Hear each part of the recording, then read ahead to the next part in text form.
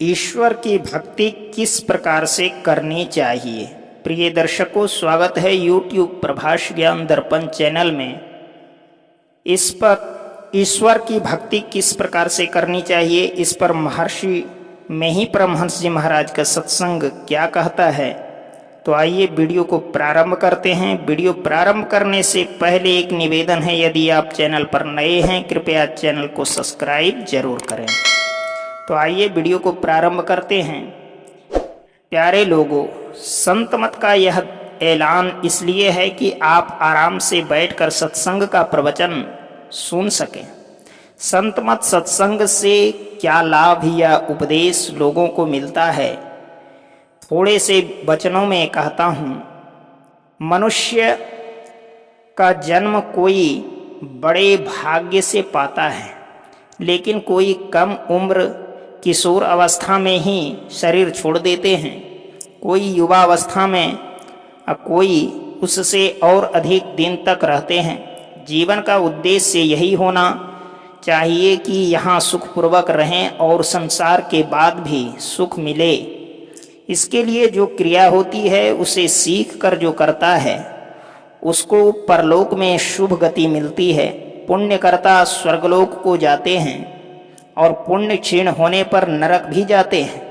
महाराज युधिष्ठिर ऐसे पुण्यकर्ता महापुरुष को भी कुछ काल के लिए नरक देखना पड़ा था। हम लोग स्वर्ग नरक से भी आगे बढ़ जाएं, इसके लिए संत मत कहता है कि एक ईश्वर की भक्ति करो।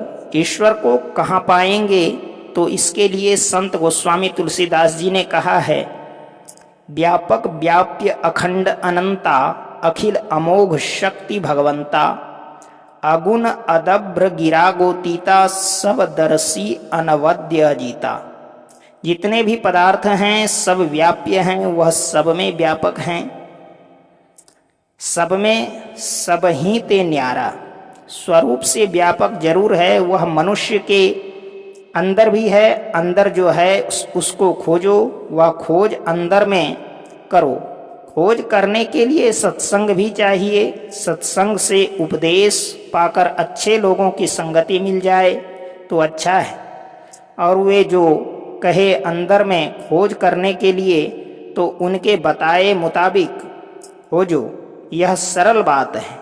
यह सरल बात कैसे होता है? एक तो देखने से, दूसरा सुनने से। इस संसार में देखने सुनने के लिए लोगों से पूछते हैं, उसी तरह अंदर में खोजने के लिए बुजुर्गों से पूछो कि अंदर में कहाँ से चलना है। बाहर में देखने सुनने के लिए इस आँख और कान से देखते सुनते हैं। अंदर में देखने सुनने के लिए आँख कान बंद कर लेना चाहिए। अंदर में देखने के लिए इतना सिमटाव होना चाहिए कि एक बिंदुता हो जाए। यह काम कैसे हो सकता है? तो ध्यान से। और ध्यान कैसे किया जाए, वह जानकार बुजुर्गों से जानना चाहिए। जो बच्चा माता के पेट से निकलता है वह देखता और रोता है, इसका क्या मतलब है? यह कि आँख से देखता है, मुंह से शब्द निकलता है। यह देखने और सुनने का काम तमाम लगा हुआ है। अंदर में देखने सुनने का भेद गुरु से जानना चाहिए। देखने का भेद दृष्टि योग है, देखने की शक्ति का योग होना चाहिए। जहाँ देखा जाता है वहाँ सुना भी जाता है। अंदर में सुनने को नादानुसंधान कहते हैं, कितने सुरत शब्द योग भी कहते हैं। दृष्टि के दोनों धारों को सिमट कर देखें। देखने के लिए इतना सिमट कर देखें कि सब देखना छूट जाए। देखने के लिए पहले इष्ट रूप का ध्यान होना चाहिए और कुछ नाम जप होना चाहिए। मोटे स्थूल रूप पर मन स्थिर हो जाएगा, तब बिंदु ध्यान से अंदर में देखा जाता है। बिंदु बाहर में देखा नहीं जाता है। बिंदु का स्थान है पर परिमाण नहीं है। देखने की शक्ति को एक जगह ठहरा कर देखो, कहाँ ठहराया जाए? बुजुर्गों से जानकार से जानना चाहिए।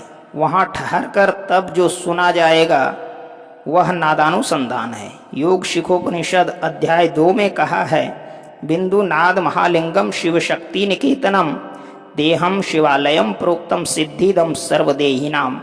बिंदुनाद महालिंग है और शिव शक्ति का घर है।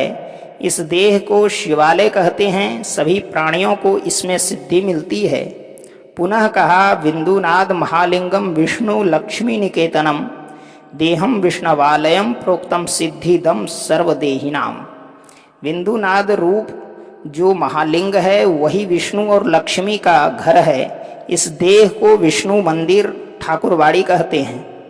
सभी प्राणियों को जो उपासना करते हैं उन्हें सिद्धि मिलती है।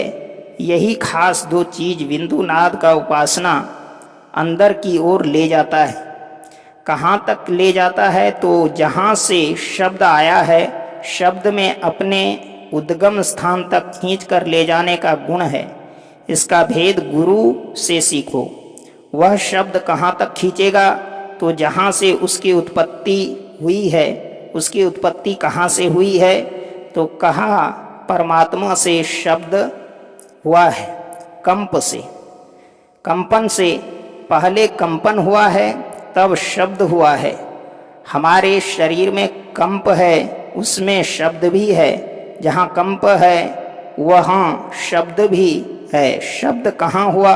तो कहा, एक अनीह अरूप अनामा अज सच्चिदानंद परधामा। वह सृष्टिकर्ता एक है, अनीह है, अरूप है, सृष्टि में कंप है, शब्द है। संसार कंपमय शब्दमय है। संतों ने कहा इसको पकड़ने के लिए साधन करो।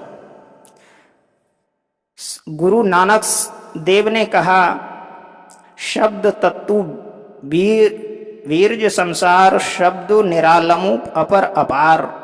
सारी सृष्टि शब्द के पीछे है, यानी शब्द से हुई है। अंदर में शब्द को पकड़कर जानो, इसके लिए ध्यान करना चाहिए। संत मत से इसी का प्रचार होता है।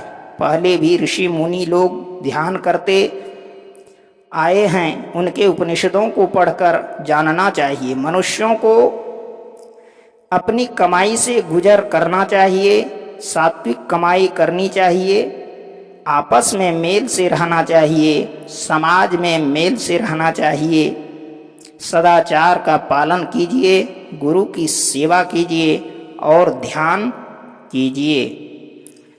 तो प्रिय दर्शकों, इस सत्संग के द्वारा समझ में आया होगा कि ईश्वर की भक्ति किस प्रकार से करनी चाहिए।